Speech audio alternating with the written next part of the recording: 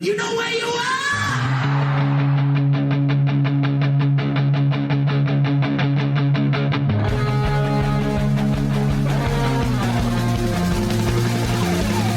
This is Appetite for Distortion.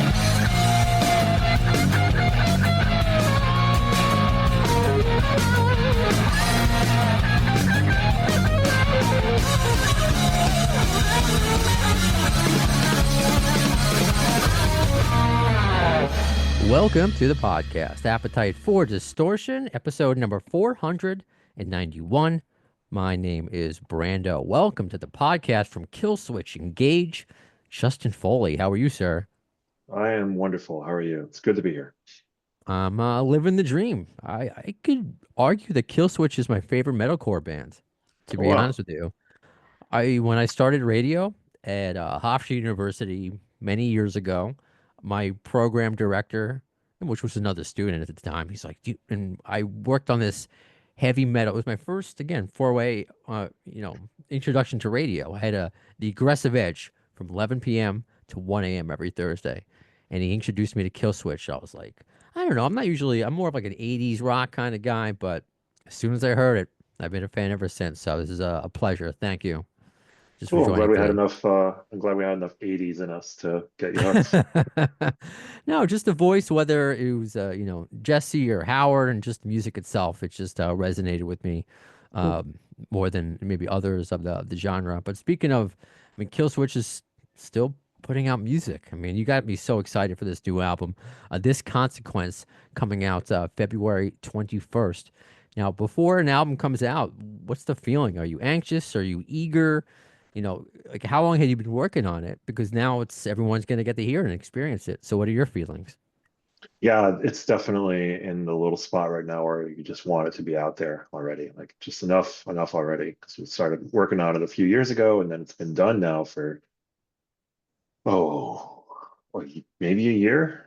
Like done maybe for a good year. Maybe it wasn't mixed yet until later in like the spring or summer last year, but it's been like we've been sitting on it for a while.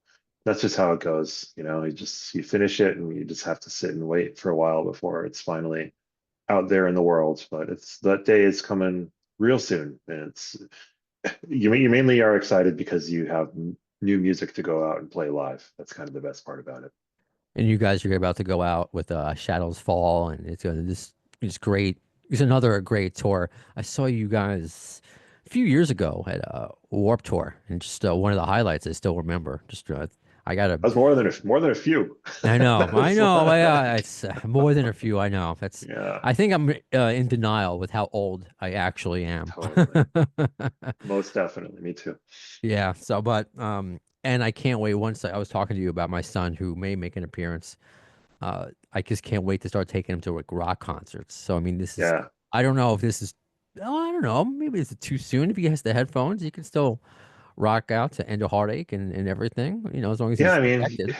yeah, that hearing protection is a big one, really. But we've seen all sorts of age groups. That's what you want when you become an aging band yourself, right? You want to Hmm. hook in the younger crowd so you can stay relevant with the kids. As that's kind of the key, right? Yeah. Try to hook in the new listeners. So yeah, sure, bring them along. What goes into the music? Whether it's to bring in new listeners or just stuff that the band is passionate about. When you guys are sitting down to make a new song, whether it's lyrics or musically, what's the process? What's the process like for you for Killswitch?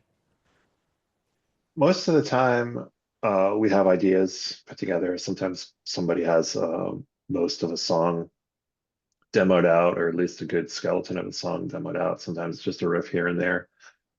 This last time, we made a real effort to get in a room together and try to pull stuff out of thin air, which is something we haven't really done in a long time because we've sort of moved to different parts of the country and we don't live, within a hour's drive of each other anymore and haven't for a pretty long time.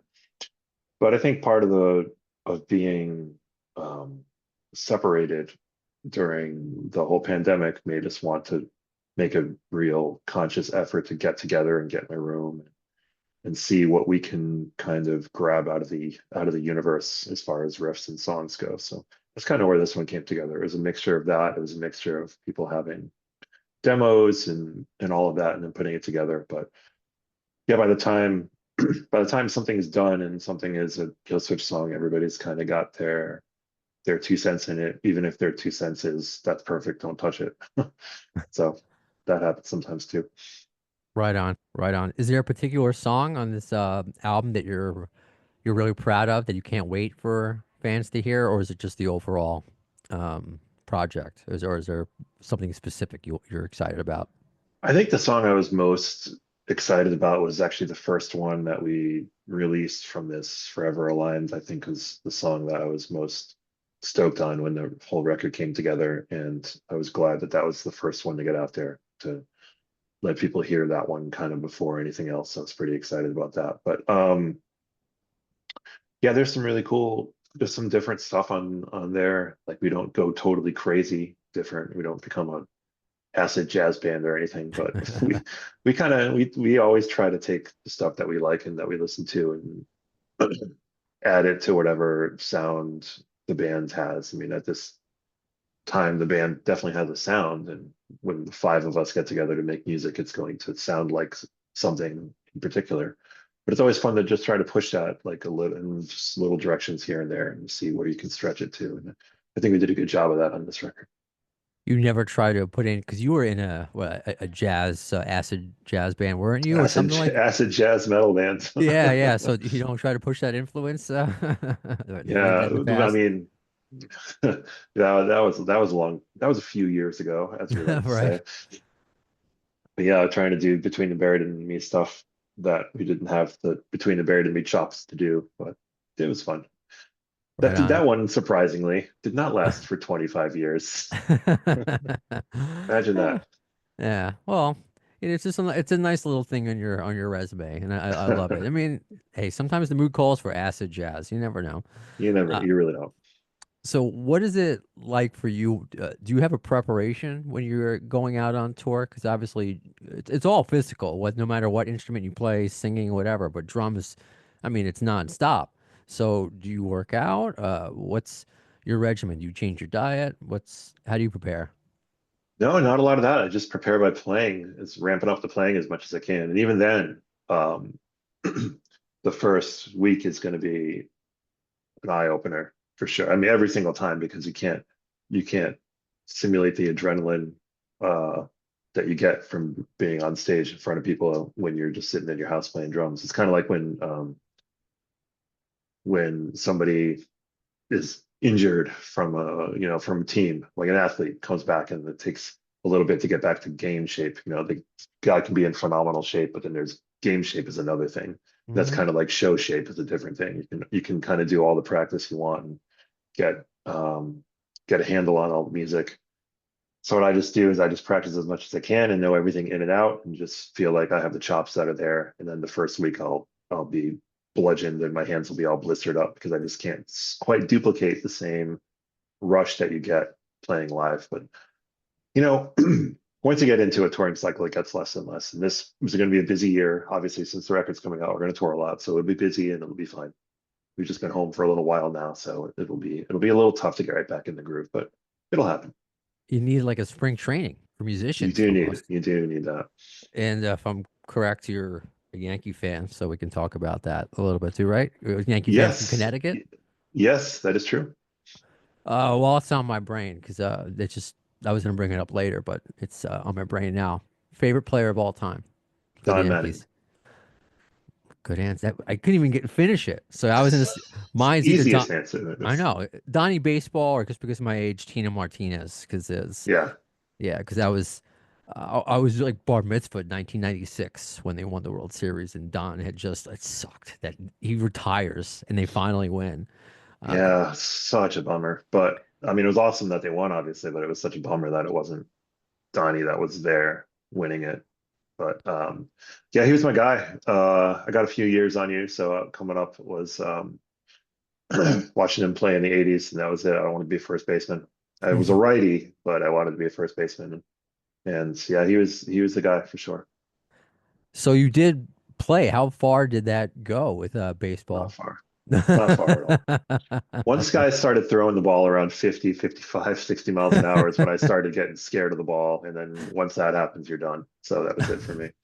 Right on. Do any of the other guys in Killswitch, are they sports guys? You guys have like a catch, while you're getting prepared? Like if you guys are on a big tour, you go in the back and I don't know, fungo to each other, any of that? Not too often. Adam's a big sports guy, and we go to as many baseball stadiums as we can. Whenever we get like a touring schedule, we cross-reference it with baseball season and minor league games too, and we try to figure out when we can sneak away to games, even if it's just like the first couple innings of the game. We went to Baltimore last year for first, I think, 2 or 3 innings, just because we were playing Baltimore and it was a walkable from where we were playing. So that kind of stuff we do all the time. I love that. Yeah, one of my brothers, he's trying to make like every stadium. He did it. Yeah. Not, I don't know if he hasn't done every stadium, but when he was living in LA and he moved back to New York, him and her friends like made like a stop at like 5 or 6 baseball stadiums like on the entire road trip. Yeah, no, that's cool, especially with someone like you who's on the road all the time. And I know it's quite busy. It's not like you always have a lot of free time, but when it happens, that's awesome that you get to do that. Yeah, it's fun. We're pretty close. Adam and I are really close. I think he's closer than me. I just need Minnesota and I had the old Texas one, but they moved. So I need a new one, and I had Oakland, but now who knows what's going on with them. So I got to start over with Oakland. So Yeah, to go I to was getting Vegas. I was getting really close, but it's still going to be a little bit before I can cross them all off. Right on. And something else while it's on my brain that I know we're both fans of, and I saw it on your Zoom icon before you turned on your camera. You have a little Simpsons Yeah, caricature. You're a huge Simpsons guy like myself? yeah. Same kind of time frame shaped my entire sense of humor, I would say. It did. Yeah, That's my entire sense of humor. Like it is yeah. The Simpsons. Do you have a favorite episode of all time? It's someone asked me the other day, and it's probably the the Lisa becomes a vegetarian episode. It's got to say is up there. But Okay. man, And there's Paul so McCartney. many. Yeah, yeah. Well, what about the softball with Donnie Baseball in there? Don That one's Mattingly. Shave those obviously sideburns. that one is awesome. Of course, that one is a brilliant episode. It's tough. It's tough. I mean, you can get like a top 20 together, and they are all worthy of being your all-time favorite, and it can change too. But I would say that one's probably up there. I love the pretzel wagon one. I love that episode. Yeah. The Halloweens are great too. I don't know if they should count, but they're awesome. Yeah, it's I tough, think man. no, they definitely count. It's part of the They're whole just so charm. weird, It's like that's why. Like, should they be their own category because they're just so out there? But then that Halloween with The Shining and the The Nightmare shinning. Cafeteria, the Shinning, The Nightmare shinning. You don't want to get Cafeteria, sued. and Time and Punishment. That trio Halloween episode has got to be one of the best ones ever too. I'm finally because my son. I'm glad you can't hear it in the background. It's like I have like put on shapes and numbers and Blues Clues and things like that. But I'm slowly putting on The Simpsons. And he watches it. He's not telling me to shut it off, which he does. And Great. I can't wait for him to like just to sit and really appreciate all of this and me to tell him, So Yeah. it's special. I obviously I love that show, and it's like one of the reasons I was excited to talk to you today. I was telling my The wife, joys of fatherhood is downloading everything onto your kid's brain, and The Simpsons needs to go first for sure. yeah, no, for sure. It's funny. I told my wife I was like look, doing some research. I know I'm like this guy likes the Yankees, the Simpsons, and cats. I saw one of your little guys go in your living room back there, and Oh, did you? Yeah, nobody's coming over this time. No one's interested in being on camera. Oh, well, sorry about that. no, that's okay. My You know how they guys, are. yeah, I know. He's my 18-year-old guy, Blackie Clawless, is down here. I don't want to pick him up. He's a heavy dude. Last night, he fell between the wall and our bed like 4 in the morning because it's like a little space. And he's just Oh, chilling there. I'm like, oh my God. So we all had to wake up. My son wakes up. He thinks it's playtime. It was, yeah. yeah. So no, I'm a cat guy as well. Is that something, I asked this actually of Todd Kearns recently. Is that something when you go on the road that yeah, I mean, do you ever want to take them on the road? Like, am I over? Because people think I'm crazy. Oh, it's just a cat, but you miss them. You really miss them. When No. I go on vacation, you miss them. I mean, is that kind of hard for? I don't think it's silly to ask. Is that hard for you to leave your pets at home? Yeah, absolutely, 100%. Okay, It's hard, and you miss them like crazy. I know that they wouldn't like the road. I think sure, there probably are cats that have the right personality where they could chill on a bus and be happy, but I know that my particular cats would not. They would not like the road. They would not like the moving bus, like all those things they would not like. sure. So they would be unhappy. I mean, selfishly, I would be happy to have them with me, but they would be unhappy. But the one way you can counteract that a little bit is with cat cafes. So they're becoming more Mm, popular. So you kind of go out and got a little time during the day and you search for a nearby cat cafe that can definitely help. yeah, that's something that I've done. I've had my wife tell me, "Can you stop talking about the cats and they're her cats?" And I'm like, I don't know. I miss them. Why don't I hang out with them? But you're right. Unless Yeah. you like train a kitten to go out and do stuff with you from like the beginning, they don't wanna Got to come. start young for sure. They gotta start young. Just like with Really my young. just like with my son, which cat was one of his first words. By the way, Oh, yeah, which was very special to hear yeah, that. that's awesome. So on the road, what's the most exciting just to go back to Killswitch? I know I got a little sidetracked there with all this the common stuff that we we enjoy. Is there something that you enjoy? Is it other than playing music live? Is there a favorite city that you can't wait to go to? Are there friends in other cities that like, oh, I can't wait to go on tour. This is the only time I get to see them. What's like kind of the few of the favorite things about you in touring? That's a good question. It for sure when we get to go to places like around the world that are just things you never thought you would really be able to travel like that as part of your job is pretty remarkable. It took a minute for me to really take advantage of that. And at first it was almost like, I don't know how to describe it, but at first it was sort of, it just felt more like a job and that I didn't see the potential, um, work first pleasure thing out of it. But eventually when I figured that out, I was like, okay, this is awesome. This like, look where I am. I can do all this stuff that it's great. I mean, I'm in Europe or something, and like I never thought I would be going all these places, and I'm doing it because of my work. And I do have some time, and I can see all this stuff, and I can stay in for a couple days at the end of tour, and like I'm already here. I don't have to travel there, and like you can do things like that. So that's been a huge one that I finally have figured out how to really take advantage of and enjoy is things like that. Um, when we have a Europe tour, just booking a little vacation around it on either end makes a huge difference, and it's really fun and a real lucky thing that I feel fortunate to do. And apart from that, when you mentioned friends, it really is being. I mean, I know it sounds kind of corny, but being with the band and the five of us hanging out together, and then that extends to our crew, especially guys that have been with us, like Alan and Joshy, our tour manager and production manager, have been with us forever and ever and ever.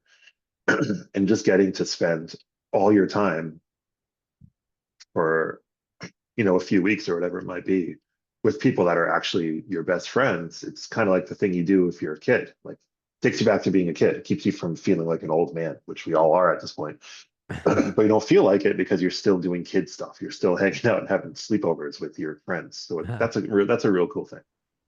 Yeah, no, I love that. I never really considered it like that. Sleepovers, and you're doing it, going all over the world and just playing music. I mean, it's certainly a dream job. And what's really cool about the history of Kill Switch, and if you could talk a little bit about, just you're talking about the current brotherhood, but just the brotherhood overall that extends, because you don't see too many bands where they had, because Jesse had vocal problems, so he had to leave the band for a little bit, right? And so that's when Howard had to come in.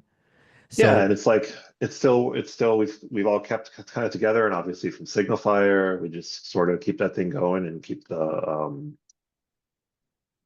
just sort of kept it together. But we're lucky to have had a few different singers and have been able to maintain whatever um, relevance that we've been able to maintain over the years. It is possible. I mean, Anthrax, Maiden, just to name a couple, but it's not super duper common. It's a big thing that people identify with. I'm not crazy. I know that people hear music and the first thing that 95 or more percent of people gravitate towards is the vocals. So that makes a huge change. You take that and replace it and change it. It's like a huge, huge thing. It's a testament to Yeah, the music and itself, in addition to the vocals. But it's also with the rarity of that. But the fact that you can have like Jesse and Howard like be friendly. Like there's so many yeah. bands that go through these changes, and it's like you leave it in history. Let's not talk about that guy anymore.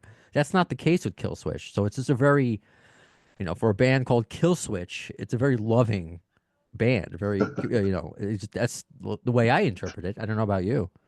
Yeah, I think it's sort of been one of the big themes we've had consistently over the many years is sort of I mean we joke about we joke about how Jesse will say this song is about unity, and I'm like, oh, they're all about you, like everyone. But like it is, it's a thing that we sort of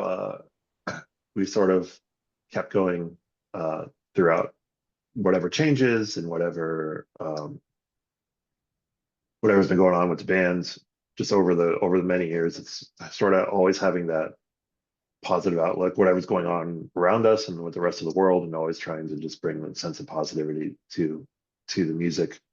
It's just sort of been one of our themes. And if we were going to have somebody that we were just going to say we don't talk about that guy anymore, it'd be a little hypocritical of us. Really, we would be practicing what we're preaching, so to speak. Yeah, that's just one of the things that I love about Killswitch. Because if you can't tell, one of my other favorite bands, and hence also the name of the podcast, Appetite for Distortion, Guns N' Roses posters in Yeah. my background.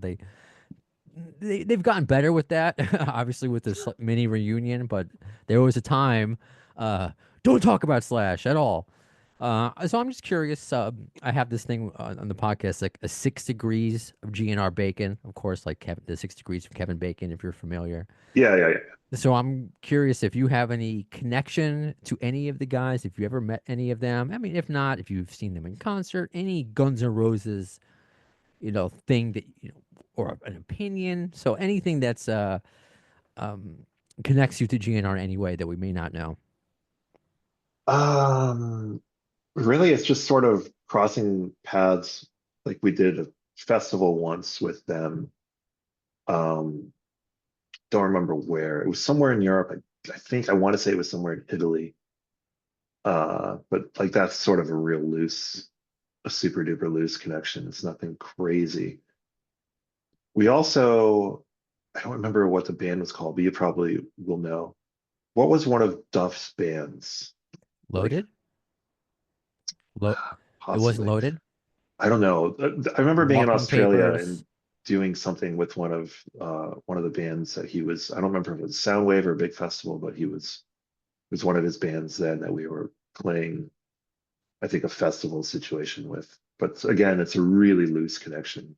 I don't have anything stronger than that, except we did have the best, our best tour, like whatever rip-off design shirt was the Appetite for see, yeah, I'm saying the wrong thing now. Appetite for Destruction Destruction. I'm logo. distortion. Right, right, right. Yeah, the cross with the skulls, right? So Hmm. Joel had drawn all of us, like character. Joel's really good character, kind of whatever drawer. He did all of us in that, and it said Appetite for Consumption, and it was like the perfect knockoff shirt. It was really good. But our managers were like, "Oh, you can't really sell that." Oh, come on. It's like, came Oh, out because like it was beautiful. I was gonna say I haven't seen that, so that's not available. That was just There was like a tiny, tiny run that we got away with. I think maybe in Australia again for like a week and a half tour or something. So I don't think there are a lot of them out there, but right on. it was a good looker. All right. Well, by the way, I've had looser connections to GNR, so it's just it's a fun way to kind of find things that maybe you know or you don't know. So it doesn't make a difference here or there. But I am curious since you mentioned Appetite, and you're a little older than me because I was 4 when Appetite came out. Do you remember when it came out? Do you remember your Oh, thoughts? yeah, I absolutely remember. It was massive. Like it was a game-changing thing. And it was like I was never really into the hair metal scene. I'm not saying that's what they were, but they kind of like broke that scene a little bit Hmm. because they were just there's just something different about them. They were almost like they got lumped into it, but they weren't. They clearly were not that band.